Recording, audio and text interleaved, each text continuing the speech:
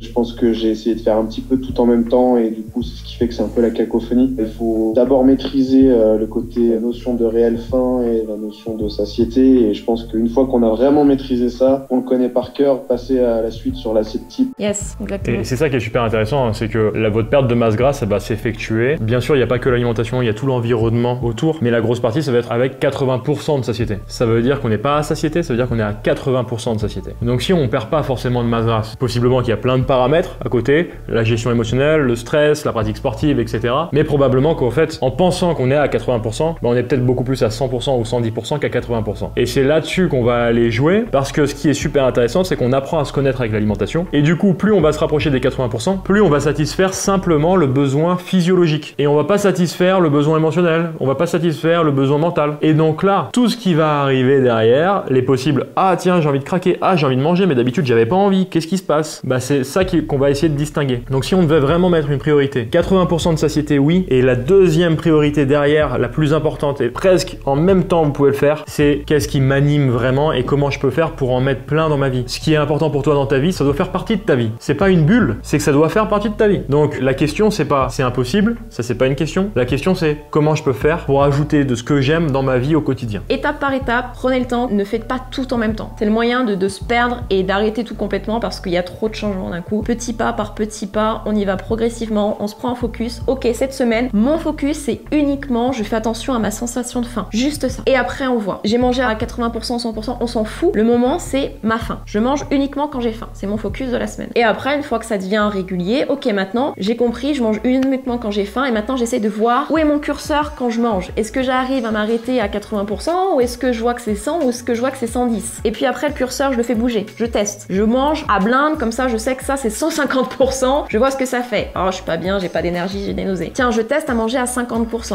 Oh, j'ai la dalle au bout de 30 minutes derrière. Bon, clairement, c'est que c'était pas assez. Et en fait, c'est en faisant ça que vous allez apprendre à vous connaître et à voir comment votre corps réagit dans la vie de tous les jours et après à ce que ça devienne automatique et surtout inconscient. Parce que maintenant, clairement, avec Étienne, on se pose pas la question est-ce que j'ai faim et est-ce que je m'arrête à 80%? Moi j'ai la dalle là. Là je vous le dis. Ça se fait naturellement, automatiquement en fait. Parce que votre corps, il est tellement bien fait que ça, il sait gérer tout seul. C'est juste que nous, on l'a déréglé avec la vie du métro boulot dodo. Donc lui, du coup, il est un peu perdu. Mais du moment où vous allez reprendre les bases, je peux vous assurer que lui, ça va rouler. Hein. Moi, j'ai une dernière petite question. Le truc qui nous fait kiffer, c'est pas quelque chose de réalisable, on est encore plus frustré. En fait, vous le faites déjà. Ce qui vous fait kiffer, vous le faites déjà. Tous. Dans votre boulot, dans votre vie de tous les jours, vous le faites déjà. Dans ce que vous achetez en général, dans ce que vous pouvez lire, c'est présent déjà un peu partout. Mais vous avez besoin de mettre de la conscience dessus. Moi, ce qui est important pour moi, et le moment où je me sens mieux, et je suis pas sur une loque sur le canapé toute la journée, c'est quand je me coiffe et que je prends une douche et que je prends soin de moi. Et je me suis dit, c'est présent depuis quand ce truc là? C'est bizarre quand même. Bah, c'est présent depuis tout petit. Et quand je faisais les photos de classe quand j'avais 5 ans, mes parents me disaient on pouvait pas te toucher les cheveux, t'étais obligé de te coiffer tout seul. Et tu prenais ton pot de gel comme ça et tu t'en foutais partout, mais on pouvait pas te toucher les cheveux, tu le faisais toi-même. Ne cherchez pas en fait trop gros non plus. Alors vous pouvez, hein, des rêves, des grands rêves et tout, pas de soucis. Allez chercher simple dans votre vie de tous les jours. Qu'est-ce qui vous fait kiffer? Ouais. Moi j'adore prendre mon livre, m'installer sur le canapé. Bon, j'ai pas de cheminée, dommage. M'installer et pouvoir lire avec mon plaid sous l'hiver, je parle. Là, il y a un truc qui me vient, le café, l'odeur du café le matin. Moi j'adore ça. Et rien que de le sentir,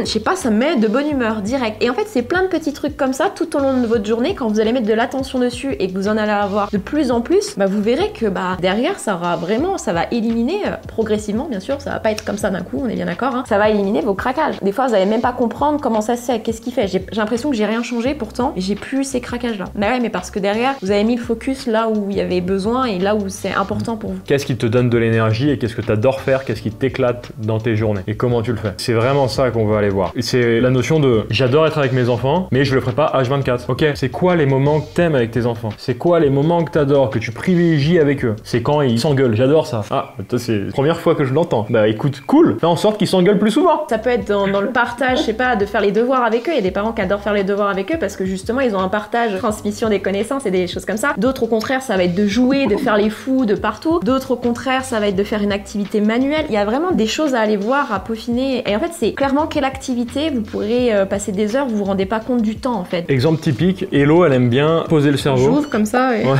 en faisant des choses qui lui demandent pas de réflexion, qui peuvent être répétitives ou autres. Le linge, la lessive, les choses comme ça. J'ai horreur de ça. J'aime pas ça. Elle adore parce que ça lui pose le cerveau. Donc, contrat mutuel, et bah, elle va davantage faire les lessives que moi je vais les faire. Et ça, c'est pareil, c'est avec la discussion. C'est important de discuter et de dire, bon, déjà, il l'étend mal le linge. Donc, comme ça évite qu'on se prenne la tête. Je l'étends correctement, à ma manière. Alors, à ma manière, il l'étend mal.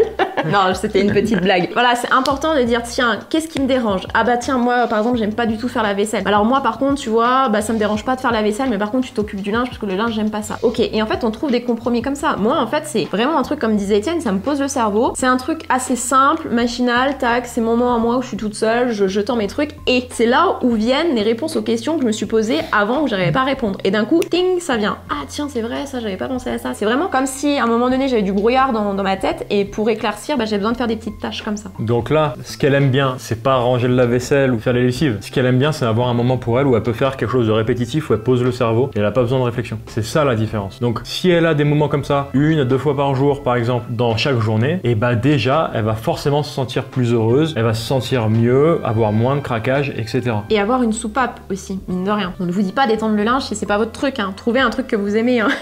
Peu importe. Mais après, il n'y a pas que ça, il n'y a pas que les tâches ménagères. Mais par exemple, moi j'adore faire des pulls, bah ça aussi. Prendre le temps de me poser et faire mon pulls, voilà, c'est un truc où, pareil, je suis dans ma bulle, je suis dans mon truc, tac. Mais il y a plein de petits trucs comme ça.